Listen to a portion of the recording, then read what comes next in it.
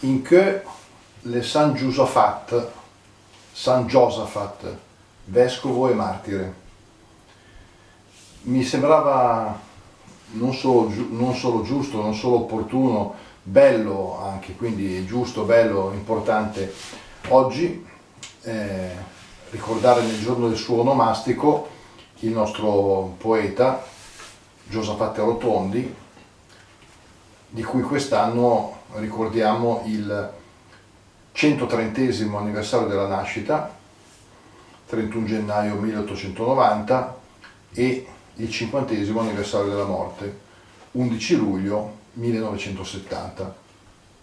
L'abbiamo già detto in qualche altro video,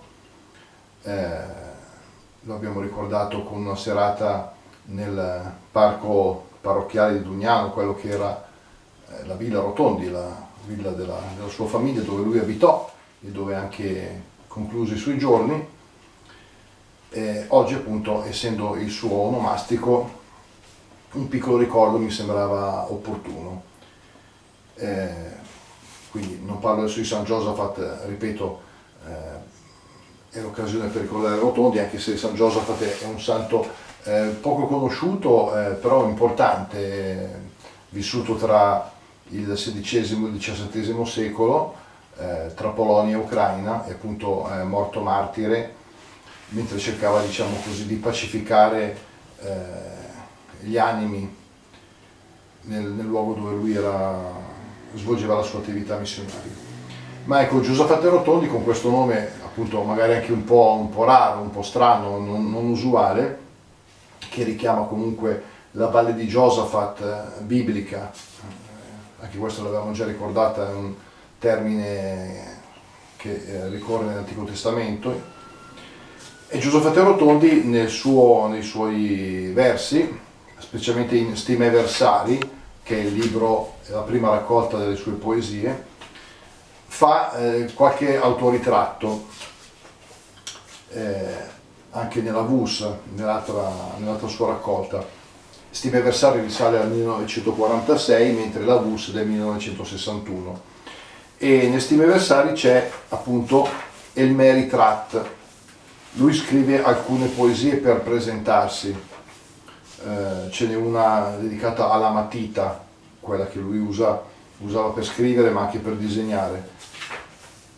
E il mio ritratto è proprio il primo dei ritratti che fa, è del 1919, quindi in quel momento, essendo nato nel 1890, in quel momento lui aveva 29 anni, quindi neanche trentenne, quindi un uomo ancora in giovane età, però vediamo che a questa età dice già che ha i capelli un po' grigi, si descrive proprio fisicamente, mentre in altri ritratti darà anche qualche tratto del suo carattere. Certo che per esempio in alcune parole, per esempio dove dice che è fatto tutto a spigoli, forse può intendersi il fatto che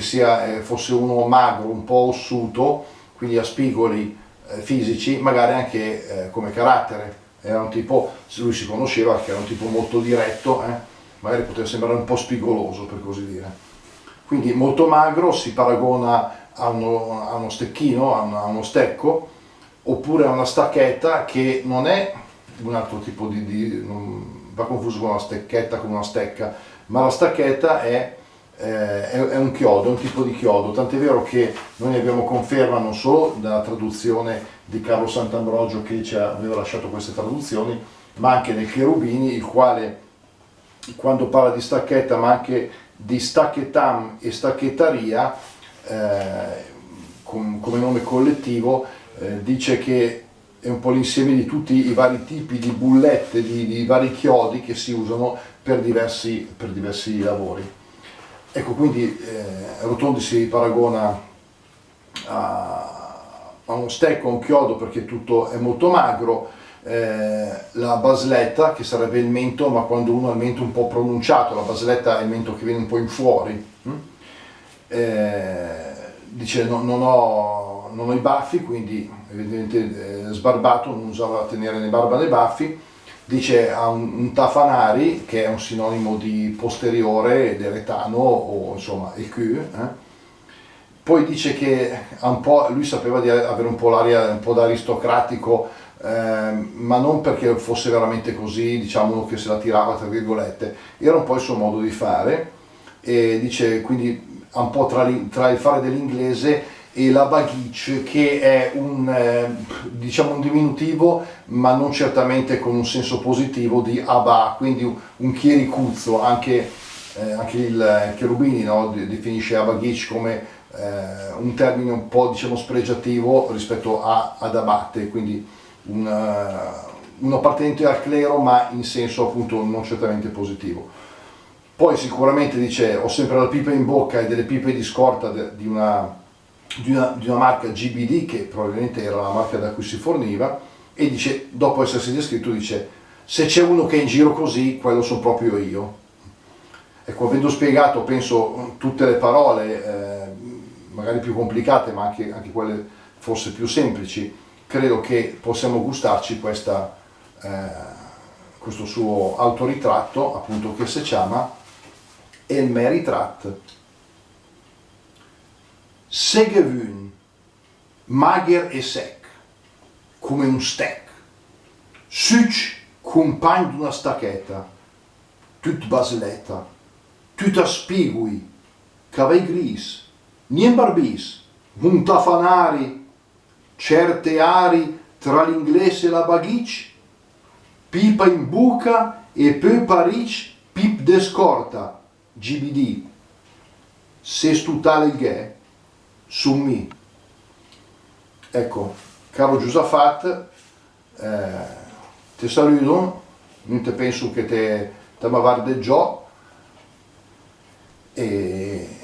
ti amo gli auguri per il tuo onomastic, e alla prossima volta che si riguarderà di te, cioè fra poco. Grazie a tutti, arrivederci, ciao.